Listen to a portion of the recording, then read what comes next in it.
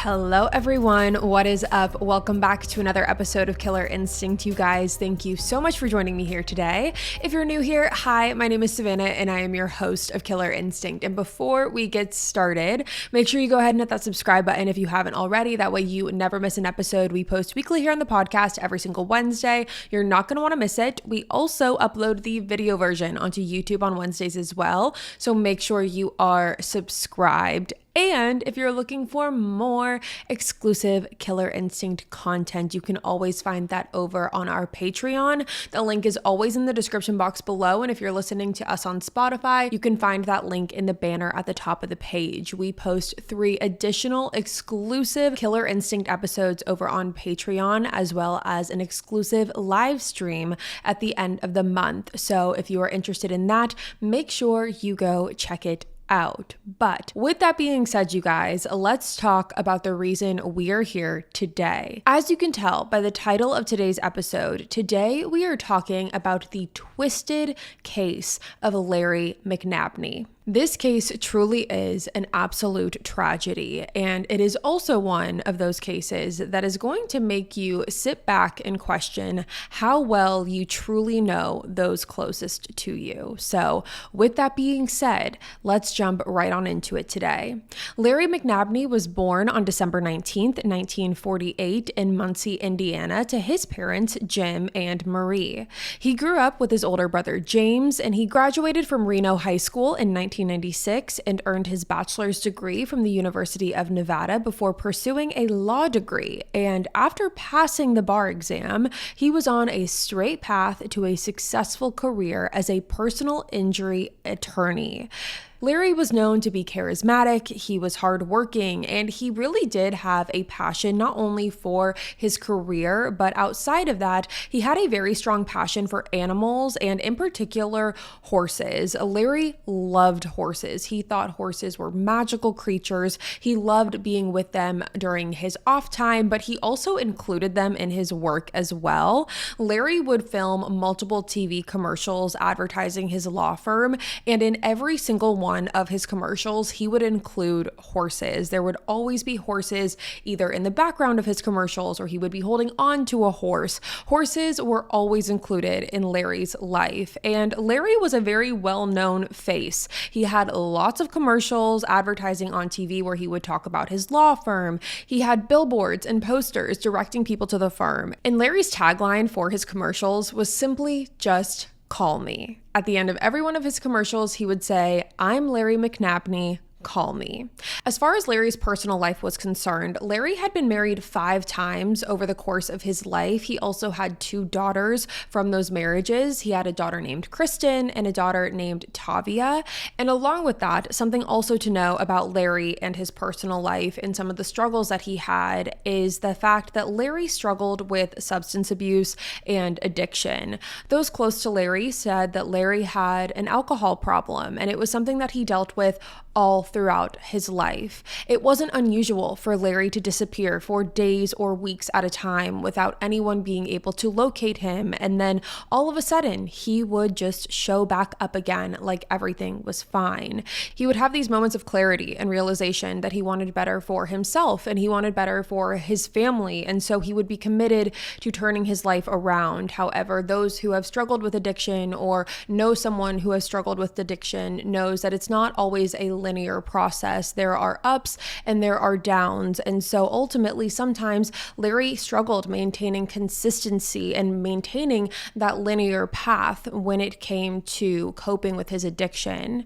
In 1988, Larry went to rehab for his addiction. And after he left this rehab center, things did seem to be going well for Larry again. He seemed to be back on track in his life. Business was doing better than ever, so much so that he decided to open a second office in Las Vegas where he was living, and he began the hiring process for that specific firm. And this is when he met a woman named Elisa Barash. Elisa was 29 years old when she met Larry, so she was actually 17 years younger than him at the time. And it is safe to say that Larry was very excited when Elisa joined the firm, and he was excited for a multitude of reasons. He was excited because he felt that Elisa was going to be the perfect addition to the firm and exactly what the business needed. Elisa was incredibly smart, but alongside of that, Larry was also excited for more personal reasons. It was very clear that Larry was instantly drawn and attracted to Elisa, and he wanted to get to know her better outside of just a business relationship, but he definitely favored her as well within the business. Within just a week of working at this specific firm, Larry actually promoted Elisa to business manager. He promoted her very quickly. It was clear that he wanted her to stay at the firm. It was clear he wanted her to be happy with her job. And it was also clear that he just wanted to get to know her better outside of work. But the issue here was that Larry was in a relationship at the time that he met Elisa. He was actually in a relationship for 7 years prior to meeting Elisa. And at the time, Larry was dating a woman named Cheryl Tangent. And Cheryl said that leading up to this moment where Larry met Elisa, their relationship was very strong. They got together right after Larry left rehab, and their relationship was filled with a lot of traveling and a lot of memories and a lot of laughter. But Cheryl said the more that Larry began spending time with Elisa within the firm, the two definitely developed a romantic relationship very quickly, and Larry made the decision to end his 7-year relationship with Cheryl. Cheryl said that she was absolutely devastated when Larry ended the relationship. She was also very shocked. After being together for 7 years, Cheryl said she almost couldn't imagine not being with Larry, and especially was shocked by how quickly Larry was able to end that relationship. But Cheryl said that when Larry ended the relationship, it seemed like he never looked back. However, months after being in this new relationship with Elisa, while everything seemed to be going great in their personal lives, the relationship was in its honeymoon stage, things were hot and heavy, things on the business side were not going so well. In the specific firm that Elisa was working at, it had been clear that someone was embezzling money. More than $250,000 from Larry's clients at the law firm was gone and unaccounted for. And there was really one explanation to this, really only one explanation to this, and that was Elisa. While there was never any way to actually prove this and charge Elisa with this, the only explanation for this was Elisa, because she was the only new person who was working at the firm at the time. And while you may think, hearing this, okay, Elisa embezzles $250,000 allegedly out of Larry's law firm. Now you may hear that and say, okay, Elisa has embezzled allegedly $250,000 from Larry. That must be a cause for a breakup between Larry and Elisa. But Larry did not see it that way, because instead it led to marriage. After these allegations came about, Larry did have to fire Elisa from the firm for the sake of the company and really for the sake of saving face. It didn't seem like Larry was taken aback or worried about this. Obviously he wasn't, because along with firing Elisa, he also asked her to marry him. Now, Larry's family was not particularly thrilled at Larry's choice to remarry. Like I mentioned, Elisa was going to be Larry's 5th wife. And not only was Larry's family wanting him to just spend time being alone, spend time working on himself, they didn't see any reason for him to jump into another marriage. They were specifically not thrilled at his choice of who was going to be his 5th wife, that being Elisa. Larry's family was highly suspicious of Elisa from the beginning, especially when she was caught embezzling the money. One of Larry's daughters warned Larry by saying that she thought that Elisa was a black widow and only after her dad for his money. Larry was very successful. He had multiple law firms. He made a lot of money. He had a lot of nice assets. He was very well known. Like I said, he was a well-known face throughout the community, and everyone was concerned. Larry's family specifically was concerned that Elisa was taking advantage of that. Alongside of that, they also felt like Elisa was very controlling over Larry, and also also very secretive. Larry's daughter said that Elisa never talked about her personal life, never talked about where she was from, what her upbringing was like, what her family was like. Anytime those questions were directed towards Elisa, she would immediately find a way to switch the topic of conversation and get out of being asked those questions. And all that anyone knew about Elisa at this time was that she did have a daughter. Elisa had a daughter named Haley who actually lived with Larry and her mom when Elisa and Larry got engaged. But alongside that was really it. No one else really knew anything else about Elisa. But despite his family's concerns, Larry went through with this marriage, which ultimately would be a mistake that would cost him his life. For the next 2 years, Larry ran the law firms in the Nevada offices and allowed Elisa to work behind the scenes. Even though he fired Elisa, he still allowed her to have some behind the scenes administrative roles, behind the scenes managerial roles. He didn't X her out of the company completely, even after the embezzlement, which clearly it did not bother him too much. But in 1998, Elisa and Larry decided to pack up their things and start fresh in Sacramento, California. This worked well because they were going to open up a new office, a new law firm in Sacramento, and Elisa could now work at that office. She wouldn't have to hide working at that office, whereas before it was well known about what Elisa did, and she wasn't able to outwardly work and openly and freely work at the law firm as she would have liked. But now, being in Sacramento, she could, and that is exactly what she did. Now, alongside of their work, Larry and Elisa had other hobbies and passions that they enjoyed doing together. One of the things being, as I mentioned previously, Larry loved horses, and when Elisa and Larry got together, she picked up that same passion. Elisa and Larry started going to horse shows, and they started participating in these horse shows. They were not the ones riding the horse. However, they were the owners of these horses. So they would purchase multiple show horses, take them to different shows to compete. And that was something that they loved doing together. They would travel around for these horse shows. And Larry and Elisa, they definitely enjoyed the phase of life that they were in. They were enjoying this new, fresh honeymoon stage, being newlyweds. And Larry did end up breaking his sobriety. I think it is important to talk about that.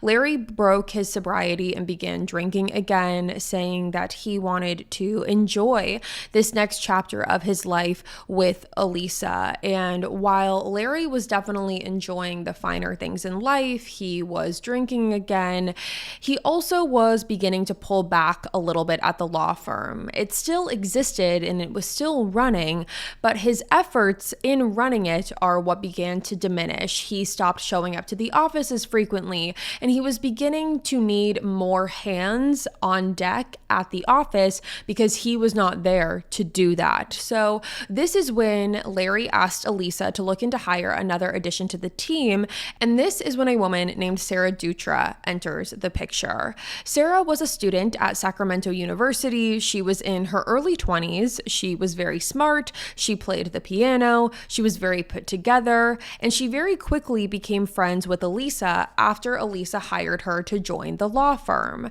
They quickly overlapped their professional and personal relationships. They became extremely close extremely quickly. People who saw this relationship unfold said that the two became very codependent with each other. They were absolutely inseparable. And from Larry's perspective, Larry was not too thrilled about his wife's new friend. And a big reason for this is because one of Elisa and Sarah's favorite hobbies to do together was to spend Larry's money. Larry did not like how much time Sarah and Elisa were spending together, and he also did not like how much of his money was being spent when they did. Sarah would travel with Elisa and Larry at the expense of Larry. Elisa and Sarah would go shopping to all of these luxury stores and put everything on Larry's credit card. And Larry, over time, he was getting fed up with this. He did not appreciate this, and he wanted Sarah out of the picture. And this is what brings us to early September of 2001. And this is when this case really begins. Now, in early September of 2001, Larry and Elisa were scheduled to go to a horse show in Southern California. Now, at first, this was only supposed to be with Larry and Elisa. So the two packed up the car, drove down to Southern California together, and stayed overnight in a hotel. But to Larry's surprise, while Larry and Elisa were sitting at dinner that night in September 2001, Sarah showed up to the restaurant.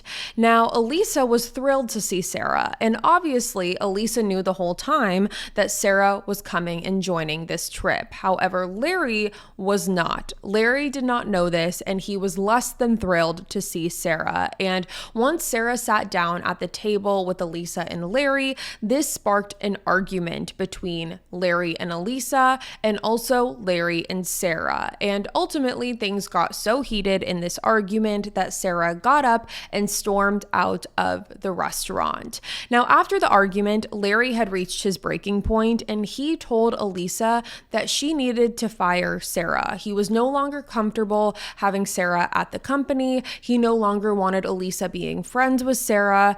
And Elisa obviously tried to change Larry's mind because Sarah was her right-hand man. She loved Sarah. She was really forming this codependent, like I said, relationship with Sarah. It really did seem from everyone's perspective that Elisa would rather spend time with Sarah than with Larry. So she really did try and change his mind, but Larry told Elisa that his decision was final. We all know that willpower alone doesn't always crack the case when it comes to weight loss, but what if the key to success was hidden in your subconscious all along? Meet Hypnosio, a revolutionary self-hypnotherapy app designed to help you break free from emotional eating, stress cravings, and unhealthy habits without strict diets or calorie counting. Using science-backed hypnotherapy sessions, Hypnosio helps retrain your mind for better portion control, mindful eating, and stress reduction. No drastic lifestyle changes, just an easy, effective way to build lasting habits. Unlike crash diets that lead to frustration, 94% of users keep the weight off long term because Hypnosio tackles the root cause, not just the symptoms. So, if you're tired of feeling stuck in a cycle of yo-yo dieting, it is time to try something that actually works. Go to the link in show notes, use my code KIP15 and get 15% off your first subscription today. Hypnosio, because lasting change starts in the mind. Now, what we know is that after that dinner and after that argument between Larry, Sarah, and Elisa, Sarah went back to Sacramento. She did not want to stay with Larry and Elisa, so she traveled back to Sacramento. However, Elisa got on the phone with Sarah the next day and convinced Sarah to come back to Southern California. So she wasn't doing what Larry asked her to do, which was to basically cut ties with Sarah professionally and personally. She invited Sarah back down to Southern California. And she asked Sarah to come down so they could all have a conversation together, so they could all figure this out. Elisa wanted Sarah to be able to maintain her job at the company and at the law firm, and she also wanted to keep her friendship with Sarah. But it wasn't just about that, because when Elisa asked Sarah to come back to the hotel where her and Larry were staying, Elisa had something else in mind. On September 11th, 2001, Larry was last seen alive in a wheelchair being wheeled out of the hotel by Elisa and Sarah following shortly behind them. Now, people who saw Larry claimed that he did look disoriented and out of it, but again, they didn't know Larry well enough to know whether or not that was normal for him, whether or not he needed to be in a wheelchair. These are all strangers to Larry, the people who were working at the hotel and who were seeing him getting wheeled out. So they weren't really paying too much mind to it. And along with that, you have to remember the date that I just said. It is September 11th of 2001. This unfortunately and tragically was the day of the 9/11 attacks. And so everyone was glued to their TV. No one was really worried or thinking or even paying any mind at all to Larry and his condition because of the state of the world. Everyone who was working at the hotel was not paying attention to what state Larry was in. They were paying attention to what state the world was in and the tragedy that had just struck. And so because of that, it definitely masked what was going on with Larry.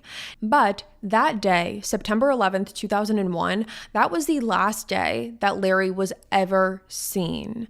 Now, a week following this, on September 17th of 2001, there was a new hire for Larry's law firm in Sacramento, and this was a 25-year-old named Ginger Miller. On September 17th, Ginger showed up for her first day at Larry's law firm, and when Ginger arrived, the office doors were closed. Everything was locked up, the lights were off, and so she waited in her car for 2 hours, waiting to see if anyone was going to arrive, if anyone was going to greet her. And after 2 hours of waiting in her car, Sarah finally showed up to the firm. But when Sarah got there, Ginger said that she was clearly disheveled. Her shirt wasn't hanging on right. It looked like she quickly just jumped out of bed and rushed over to the law firm. But regardless, Sarah brought Ginger into the office and told her to just start by answering the phone. She really didn't give Ginger a good overview or a really warm welcome at all. It was just answered the phone. Now, a few hours later on Ginger's first day, Elisa arrived to the office. Now, this was not the first time that Elisa and Ginger had met, because Elisa was the one who hired Ginger a few weeks prior to this. So they had already met each other before, but what Ginger did notice was that there was no sign of Larry. And when Ginger asked Elisa where Larry was, Elisa told Ginger that Larry was golfing up north. And Ginger really didn't think much of it after that. When she was told that Larry was golfing, she just went with that story. Now, a few hours into her first day at the firm, Ginger said that she answered a phone call from a very angry woman. According to Ginger, she said that when she picked up the phone, there was a very angry woman on the other line who stated that Elisa and Sarah had rented a wheelchair from her medical device company a week prior and never returned the chair. And because of that, she was going to have to pay the $350 deposit on the chair, the $350 late fee. Now, Ginger, not knowing anything about this is her first day. This is the first time she's hearing about any of this. She told the woman that she would relay the message to Elisa, which Ginger did. And Elisa told Ginger that she would call the woman back, she would get it taken care of, but that never happened. Several days later, something else took place that made Ginger raise suspicion. Elisa went to Ginger and asked her to go to the DMV to get paperwork to sell Larry's truck, because Elisa said that Larry did not want the truck anymore. Ginger thought that this was odd for several reasons. First of all, this was not a part of her job description to go and fetch papers from the DMV regarding Larry's truck. She also felt it to be a little uneasy to go and get papers to sell a truck for the man that she had never met before that she was working for. It just seemed a little bit questionable. However, she did as she was told.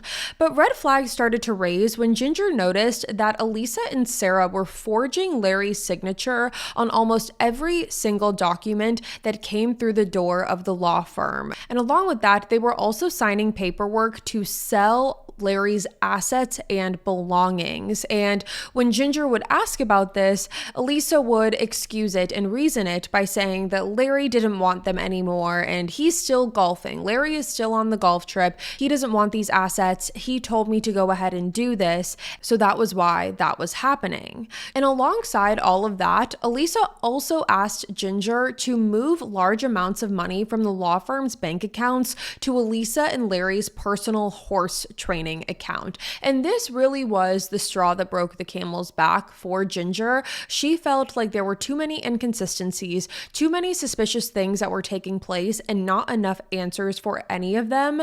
She said at this point, she was being told multiple different stories regarding Larry's whereabouts. Like I said, she had been told multiple times that he was on a golfing trip. She was then told that he was visiting family. There were just different stories playing out that were contradicting themselves. But then 2 weeks later, Ginger said that she came back from her lunch break to find Elisa crying at her desk.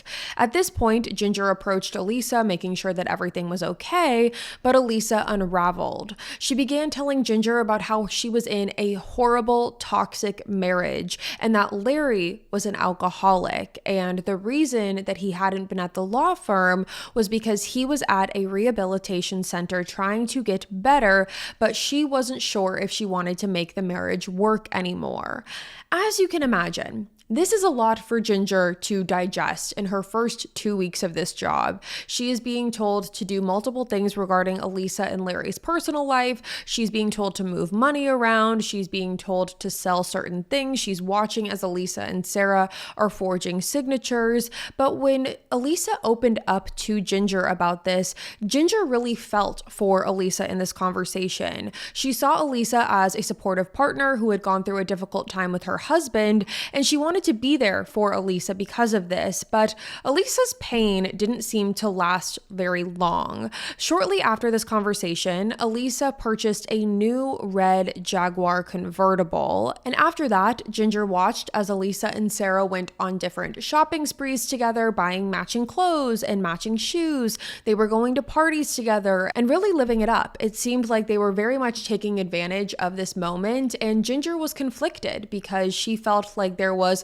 a part of Elisa that she really wanted to be there for, but she was also seeing this behavior that just didn't make sense. But everything changed when Larry's license to practice law in California expired. And when this happened, Elisa spiraled. Ginger was actually in the office the day that Elisa found out about this, and she said that she watched as Elisa had a complete meltdown. She was throwing books. She was flipping over the desk. She was throwing files. She went into a fit of rage when she heard this news, and she was screaming over and over, "There's no Larry. What are we going to do? We're done." That is what she kept repeating. And at this point, when Elisa kept saying, "There's no Larry," Ginger said that the pieces of this puzzle came together. It immediately clicked to her as to why she had never met her new boss. And that was because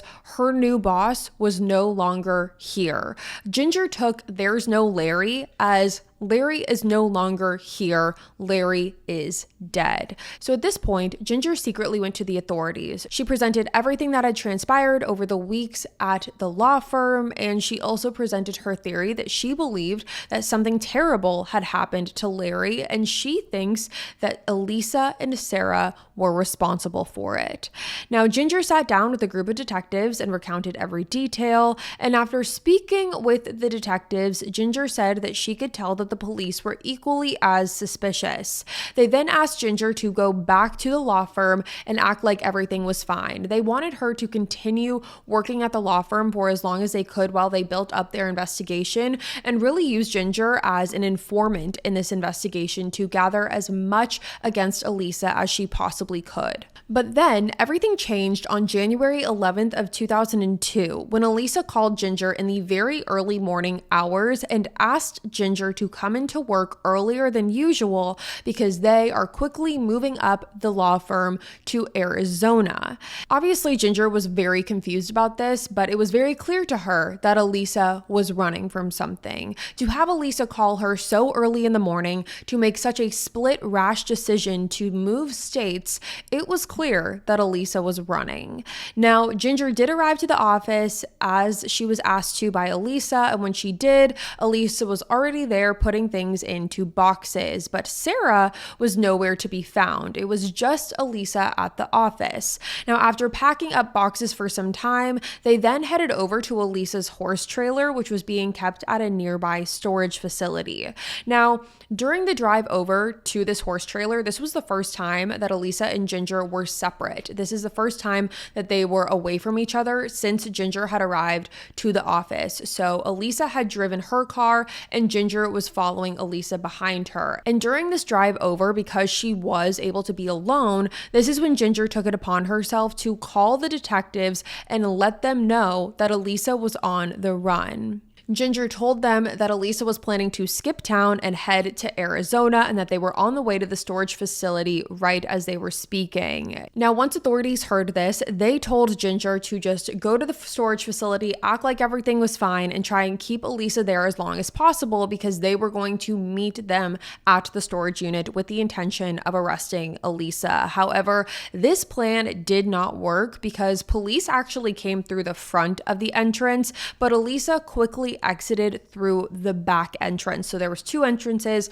the front and the back. And when Elisa saw that the police were nearby, she quickly jumped into her car and sped off, leaving police out of her sight. And Elisa was officially on the run. Now, as far as Sarah goes, because even though Elisa was now gone, police still had the ability to find Sarah, and they knew that they had to do that quickly. And what they learned is that while Elisa was in her car driving away, Sarah was on her way to the Sacramento airport because she was told by Elisa that there would be a plane ticket waiting for her at the airport for her to fly to Arizona and meet Elisa there. So Elisa and Sarah had already made separate plans to meet in Arizona. Sarah was obviously going to fly and Elisa was going to drive, but to Sarah's surprise, when she got to the airport, the ticket that Elisa had promised Sarah was not there. And Sarah quickly realized that Elisa had left her on her own. She had left her to figure it out.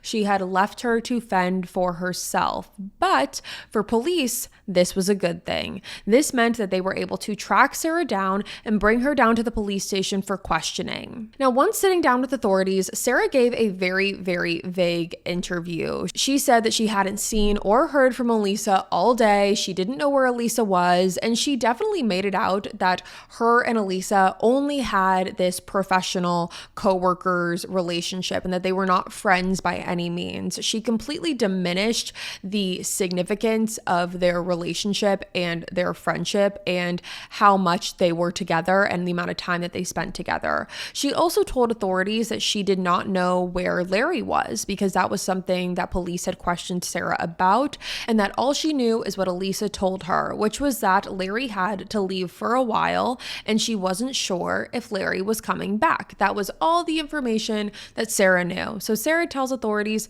I'm not really friends with Elisa. We just have a co-worker professional relationship, and I don't know where Larry is because Elisa just told me that he's gone and who knows if he's coming back or not. That was the extent of what she was saying. But even though police knew that was not the case, there was no evidence to hold Sarah at the police station at that time, so they ultimately had to let her go.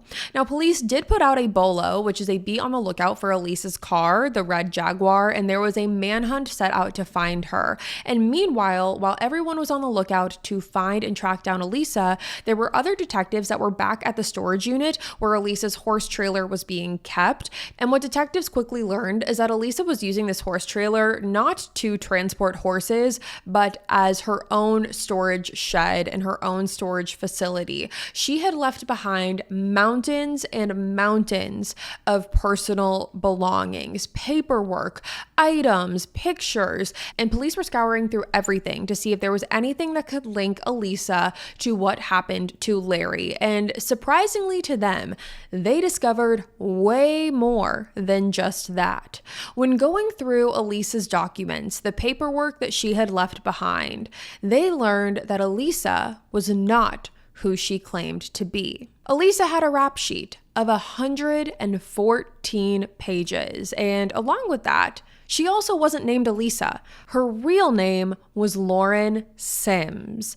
Elisa was just an alias, and it was not the only one that Lauren had used. Lauren had used up to 38 different aliases before landing on Elisa. This is something that she was skilled in. This is something that she had done many, many times before. This was not her first rodeo.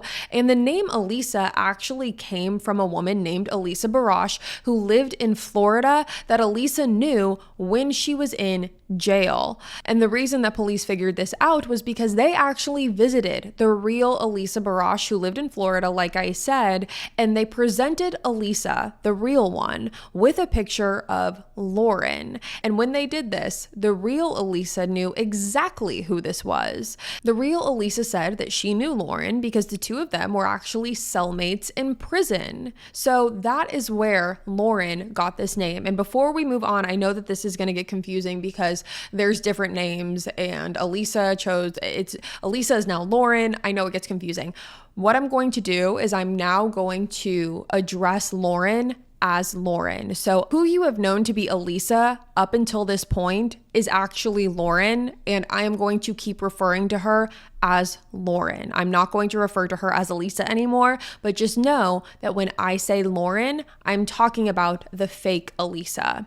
Now, who is Lauren Sims? That is probably your next question. How did we get here? Who is Lauren? Well, Lauren Sims was born on January 20th, 1966 in Attleboro, Massachusetts to her parents, Jesse and Jackie Sims. She was raised in Brooksville, Florida, and this was a town where everyone knew everyone. She went to high school at Hernando High School and was a cheerleader. She was also an excellent student, having an IQ of 140. But despite the potential she had, Lauren dropped out of high school, and no one could really figure out why Lauren chose the path that she did. It was said that Lauren came from a good family. She had a bright future ahead of her. She was very smart, but Lauren always wanted to distance herself from them and from her family, and so over time she did just that, and she moved away.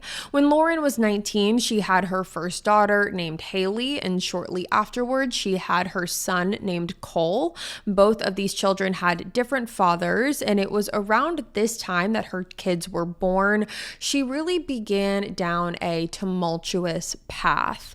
Lauren began shoplifting. She started engaging in fraud. This included credit card fraud. It included burglary. So because of this, she had multiple arrests and a growing and lengthy criminal record. And it was during one of those jail sentences, during one of those times that she was incarcerated, where she met Elisa Barash, the real Elisa Barash. Based off of what we know, Lauren had been utilizing different aliases and constantly running from the law throughout her entire life. She would make an alias, create a life for them, and the story that she would create, the background that she would create, would always be just enough. Like I mentioned in the beginning, one of Larry's daughters said that she was concerned because Elisa, Lauren, never talked about her upbringing, never talked about her background, where she came from. Lauren always just did as much as she had to keep people's suspicion away, but clearly that was not always working. Like I said, Lauren had used a total of 38 known aliases. These included Melissa Godwin, Tammy Keelan, Shane Averoni, and Elisa Barash. Now, it was again in 1995 when Lauren applied for the position at Larry's law firm. Now, like I mentioned earlier, in 1995, Lauren, who was masking herself as Elisa, applied for Larry's law firm. And what we know now, the real reason that Lauren moved to Las Vegas to begin with was because she had been arrested in Texas for shoplifting, attempted shoplifting, in 1993, and she decided to completely flee the state, and her daughter moved to Vegas. 2 years later, after moving to Vegas, is when she got the job at Larry's law firm. She was able to conceal her criminal past because of her alias, and in 1996, Larry married Elisa, having no idea that his wife was really Lauren. So that should give you a little bit of a background of who this woman really is, who this con artist really is, and how Lauren was able to mask herself as Elisa. And by the way, I think what's crazy to think about is that this is only one of the instances that she did this. She created 38 aliases, 38 different life stories, pretended to be 38 different people before she got caught. Now, on February 5th of 2002, there were farm workers who were working on a vineyard in Sacramento, California, when they came across what appeared to be a human leg sticking out from the ground. The workers immediately called authorities, and police rushed over to the scene, and when they did, they uncovered a body and very quickly realized that this body was in fact Larry McNabney. Now, despite Larry last being seen in September and it now being February, Larry's body was not badly decomposed at all, or at least as decomposed as one would expect after being dead for that many months. And what the medical examiner believed to be true once seeing this was that Larry had to have been kept and preserved somewhere. His body had to have been preserved, which is why he was not as decomposed as the medical examiner would expect him to be if he had been buried where he had been recovered for all of that time. Now, when doctors performed the autopsy, there was no trauma to Larry's body, and there was also no obvious signs of death. The pathologist did a screening of all poisons and that came back negative as well. So the detectives didn't know at this point what exactly happened to Larry, but they knew who had the answer to that question, and that was going to be Lauren. Now, while the investigation was still going on, while police were trying to get all of their answers regarding Larry, police all the way in Florida got a phone call. And this was all the way across the country. Like I said, Larry's body was found in Sacramento. Now police are getting a phone call in Florida from a man who claimed that his truck was stolen by a woman who was staying with him.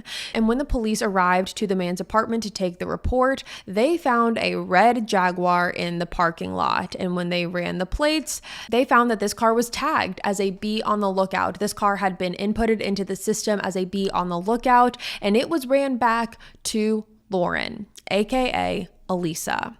Now, very quickly, police jumped into action because they were able to see that Lauren was still on the run. They wanted to figure out where this truck was, because if they found the truck, they figured that they would be one step closer to finding Lauren. So the Florida police were quickly set out to find this truck. They started searching the surrounding areas, and they actually did end up locating the truck near a beach. And when they got out of the car, they began searching on foot for Lauren, when actually, she walked right up to authorities and she told them, "I'm the person you're looking for." Right then and there, the Okaloosa police in Florida arrested Lauren and brought her down to the police station. And she said that now she was ready to talk. And she was ready to talk about Larry. The Florida authorities, as well as the FBI, sat down in an interrogation room to speak to Lauren. And Lauren immediately confessed to killing Larry. She said, "Did I kill my husband? Yes, I killed my husband." She then went on to tell a story about how her and Sarah injected Larry with horse tranquilizer. Now, if you're not familiar, horse tranquilizer can be extremely deadly to humans. But Lauren went on to explain, when Sarah came back to Southern California after the explosive argument at dinner, this is when the two talked about how they were going to get rid of Larry. They knew that they wanted to kill Larry. They still wanted to be able to reap the benefits of Larry, aka his money, but they needed him out of the way in order to do it the way that they wanted to. So they decided that they were going to poison him. They then decided that the best and quickest and easiest way for them to do this would be horse tranquilizer, because they actually already had this with them. Because again, Lauren and Larry owned horses, or Lauren and Elisa really owned horses, and they would keep this travel kit for the horses, and horse tranquilizer was in it. Lauren went on to explain that they put the horse tranquilizer into an empty Visine eye drops container, and when Larry was sleeping that night on September 10th, they opened his mouth, and both Lauren and Sarah put drops of the tranquilizer into Larry's mouth. Lauren said that they expected Larry to die very quickly after this, however, he didn't, so they rented a wheelchair from the medical device rental company, and they wheeled Larry out of the hotel and put him into the back seat of the truck while Lauren and Sarah were in the front. Lauren said that while they began driving back to Sacramento, Larry actually woke up. He woke up and tried to fight back. He realized that something was wrong and he tried to fight his way into the front seat. And what's horrible about this, what is really just absolutely unbearable to think about, is the fact that the horse tranquilizer, it paralyzed Larry's body. However, his mind was still running, but he wasn't able to match his mind to his physical state because of how weak he was from the tranquilizer. Lauren went on to say that Sarah was able to jump in the back seat, hold Larry down, and put more horse tranquilizer in his mouth. They then finished the drive up to Sacramento with Larry asleep in the back seat. Lauren said that once they got back to the house, her and Sarah brought Larry inside. They took his clothes off, and Lauren actually said that she bathed Larry that night, and her and Sarah fell asleep shortly afterwards. Lauren said that when they woke up the next morning, that is when they discovered that Larry was officially dead. Lauren said that at this point they needed to figure out what to do with Larry's body, and she said that they decided to put his body in the fridge in the garage. Lauren said that in the garage they had a wine fridge, and at this point Lauren and Sarah removed all of the wine from the fridge and put Larry's body into that fridge, where they kept him there for 3 months. Once the 3 months was up, Lauren said that she put Larry's body into the backseat of the car and independently drove his body to a vineyard 15 miles away. And the real kicker here is that Lauren said that she chose a vineyard to bury Larry's body because Larry always liked wine. How thoughtful of her. Lauren said that the plan was for Sarah and Lauren to continue running the law firm, take Larry's money, and just live that lavish lifestyle. However, when Larry's law license expired, this is when the plan went sideways. She was not anticipating his law license to expire. So with this, finally, on March 21st, 2002, Lauren was arrested and she was awaiting to be extradited to California. However, while waiting for extradition and 1 week later on Easter of 2002, Lauren hung herself in her jail cell, ending her life.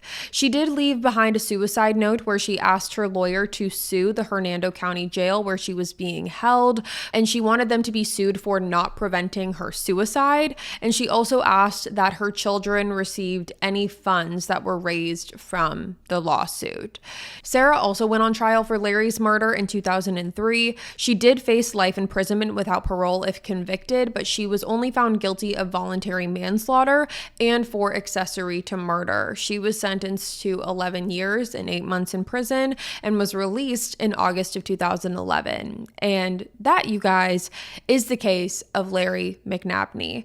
Like I mentioned in the very beginning, this case truly is one of those that just sends chills down my spine when you think about the fact that Larry trusted Elisa, Lauren, whoever. He trusted Lauren to be his wife. He trusted Lauren to have a life with, and to know that not only did she completely lie about her entire existence, but she also had a rap sheet of 114 pages and 38 different aliases that she went by. It's just very unsettling. And like I said, it's one of those cases that makes you question how well you truly know the people around you. But I will leave you with that. I'm very curious to know what you guys have to say about this episode. And with that being said, you guys, it's going to be all for me today. Thank you so much for tuning in to another episode of Killer Instinct. Again, if you're new here, hi, my name is Savannah and I am your host of Killer Instinct. Again, before you leave, make sure you go ahead and hit that subscribe button. That way you never miss an episode. We post every single Wednesday here on the podcast and on YouTube. Also, make sure you go check out the Patreon if you haven't already. And if you are interested in that, all the links for that will be in the description box as well. I will be back next week with a brand new one for you guys. And until then, stay safe. Bye, guys.